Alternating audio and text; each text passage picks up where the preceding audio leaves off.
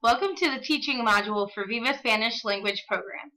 In this module, we are going to talk about teaching with the Viva Spanish method.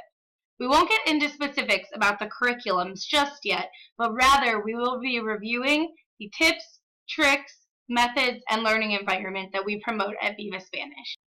To begin, let's talk about the environment you will be in as a teacher within a school.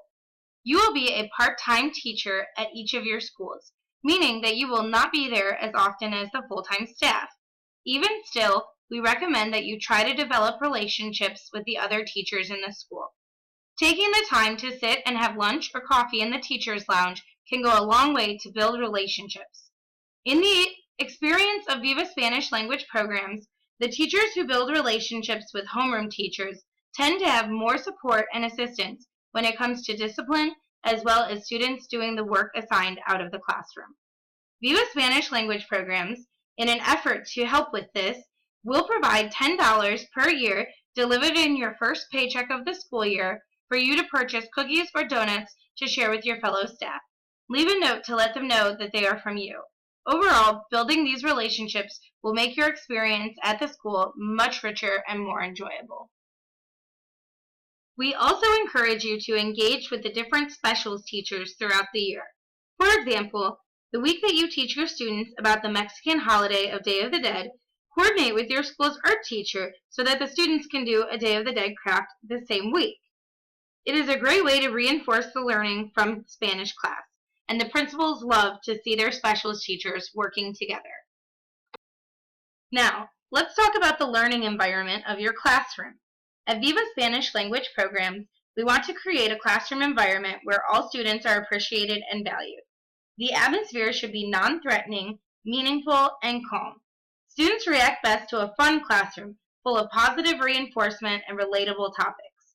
Students should look forward to their weekly Spanish time and want to engage. This energy will start with your own energy in the classroom.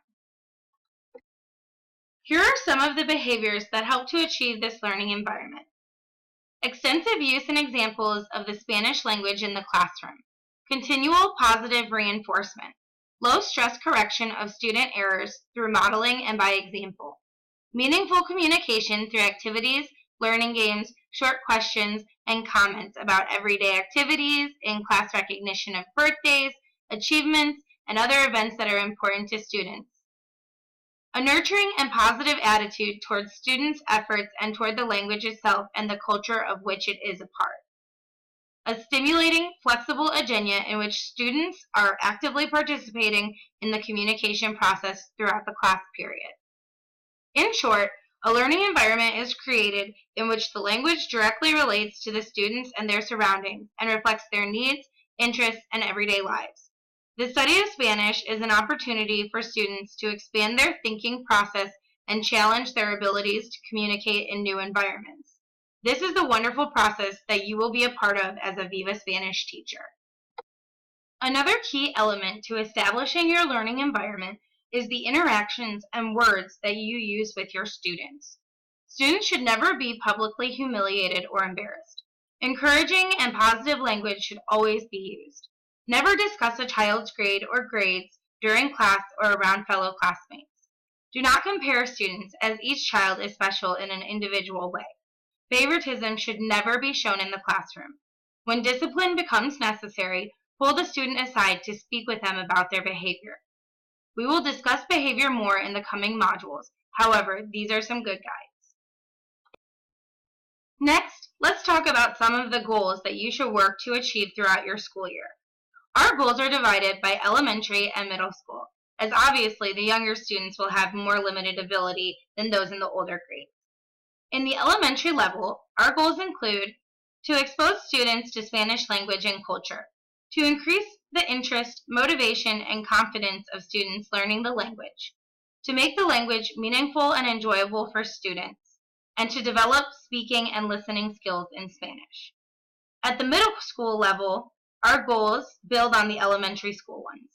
To further expose students to the Spanish culture, to further develop confidence and comprehension of the Spanish language, to further develop listening skills, and to begin the development of reading and writing skills. The four main Spanish skills that Viva Spanish looks to achieve with the students include listening, speaking, reading, and writing. Our goal is to build a solid foundation on which our students can become lifelong language learners. In the classroom, the teacher has certain responsibilities in their efforts to achieve the desired learning environment and goals. These responsibilities include to follow the guidelines set forth during training for responsible, effective teaching, to maintain good communication with the school secretary and principal, to arrive at school on time and prepared for class, to follow the schedule of lessons and the school calendar provided by Viva Spanish, to develop daily lesson plans for all grades and to keep an accurate record of the plan, and finally, to keep grading records according to the school's preferences. Develop a routine for your classes. What that means is that you should have a definitive start and end to every class. For example, in my own classes, I have a song that I use to start my classes and a song to end my classes. This is a great way to indicate to the students that Spanish time is beginning and ending. This is very important to do even in the older ages. You should always have some sort of class routine that is followed weekly. In addition to having a class routine, this may seem contrary, but think outside the box. For those activities that do change, try to think of things that are new and fun and engaging that the kids are going to get excited about. Find out what the kids like, what are they interested in, and then you can cater your activities to what they like. Some of the older kids or the boys really like competition. The girls might like arts and crafts. So as you get to know your students, you'll be able to really cater their assignments to the types of things that they're good at. Use music in every class. Even with the older students, at least one song should be used every class. With the younger students, you should have at least 3 songs you sing during every class. You can make this part of your routine, or you can change up the songs each week. Teach students motions to the words that are in the songs. Get them up and moving in class. Our goal is to have all of our students singing Spanish songs in the hallways during Spanish Day. I personally am not very good at singing. However, I just turn up the volume and I lip sing as the music goes on. If you love to sing though, go for it. Be loud, be crazy, have fun. The students love it. My next tip is to overplan for your lessons. It's always better to have more and not get everything done than to have not enough planned during your lesson. So make sure you have plenty of activities up your sleeve. Activities should never last more than 2 to 3, maybe 5 minutes max. So you want to make sure that you have plenty of activities to fill the class period. Remember, always stop your activity when the students are having the most fun. Overplan, but don't plan too far ahead. It's great to be a planner and to have your lessons prepared. However, from experience, I have learned that if you plan too far ahead, things will happen and your plan will get screwed up. So, there can be snow days and field trip days or kids being sick. So sometimes you just can't stick to the plan that you have. I would, as a general rule of thumb, say never plan more than maybe 2 weeks in advance.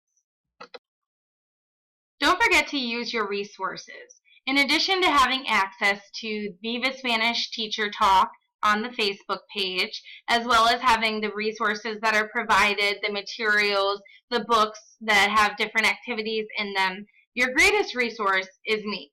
So come to me. Ask if you have questions. If you have an idea you want to try and you need help executing, let me know. I'm here to support you.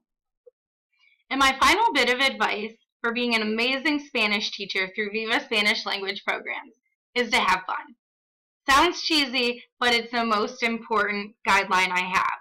If you're having fun, the students will have fun. Your energy sets the tone for the entire class. This concludes the teaching module. I hope you have enjoyed learning about your role as a teacher through Viva Spanish language programs. Should you have any questions, feel free to contact me at 440-376-0835 or email me at hriley@vivaspanish.com. Gracias. Adios.